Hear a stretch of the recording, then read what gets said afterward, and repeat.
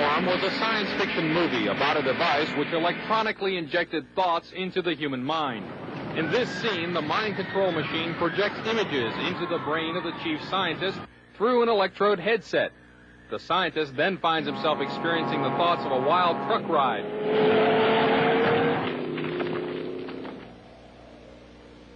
But even in this futuristic Hollywood tale, the subject still had to be connected to the machine by an electrode headset. That's remarkable. But not as remarkable as a real-life experiment where I was the subject of a prototype device designed to project images into the mind without electrodes.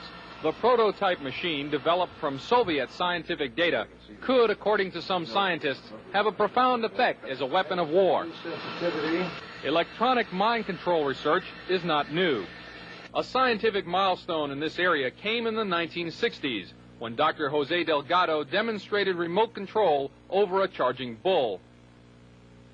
By connecting a radio antenna to electrodes inserted into the bull's brain, Delgado proved that the animal's aggressive impulses could be thwarted by electronically manipulating the bull's muscle reflexes. Do you realize the fantastic possibilities if from the outside we could modify the inside? Could we give messages to the inside? But the beauty is that now we are not using electrodes. In recent years, Delgado has shown that the behavior of monkeys can be altered using low-power, pulsating magnetic fields. But in these experiments, there were no antenna implants. Any function in the brain, emotions, intellect, personality, well, could be perhaps modified by this non-invasive technology. Delgado's research has so far been limited to animals. But in the Soviet Union, a radio frequency, or RF device, has been used for over 30 years to manipulate the moods of mental patients. It's called a LIDA machine. It radiates pulses of radio frequency energy, as well as light, sound, and heat. The pulse rate is in the extremely low frequency range, between 0 and 100 pulses per second. Dr. Ross Adey is the top researcher at the Veterans Administration Hospital in Loma Linda, California.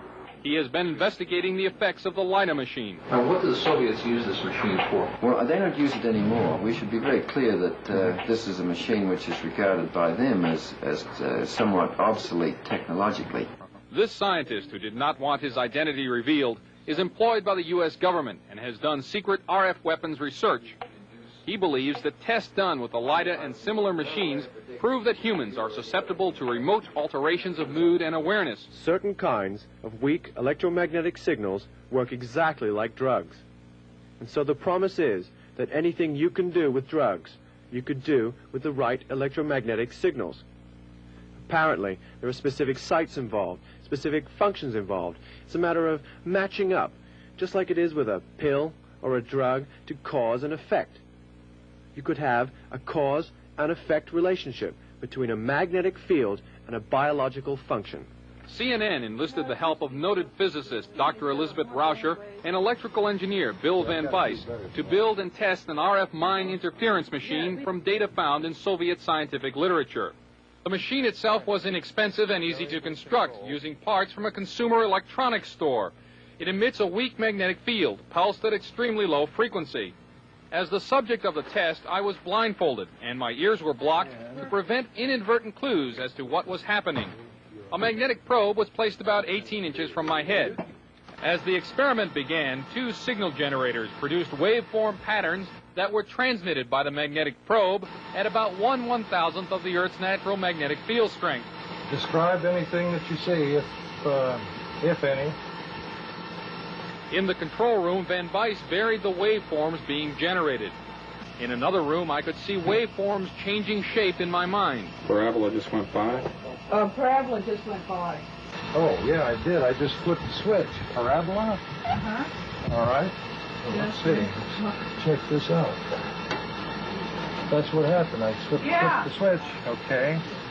There's a spike right there. Spike. Right there. Tight spike. I dramatically changed the generator. I stepped it by 10 right here.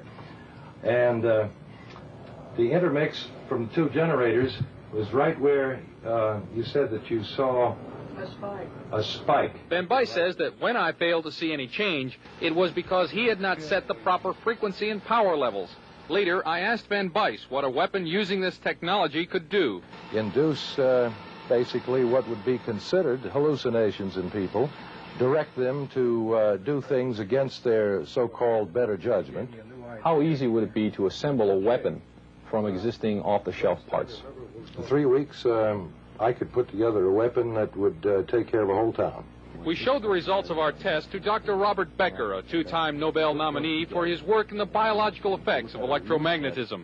This is a very significant experiment because it carries our understanding of how vision is actually performed a step further into the mystery. He said he thought the machine caused a disturbance in the brain's interpretation of vision, and as such could be used as a weapon. That kind of a disturbance in the visual system could markedly influence the operations of a fighter pilot, a helicopter pilot, or even a simple an aberration in the visual field as making everyone seeing double, or everyone having their visual field jitter like a poorly adjusted television screen.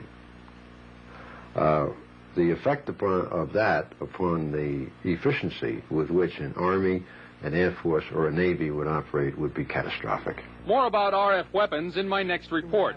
Chuck DeCaro, CNN, Special Assignments. Described as Radio Shack parts that anybody can build, done in a laboratory.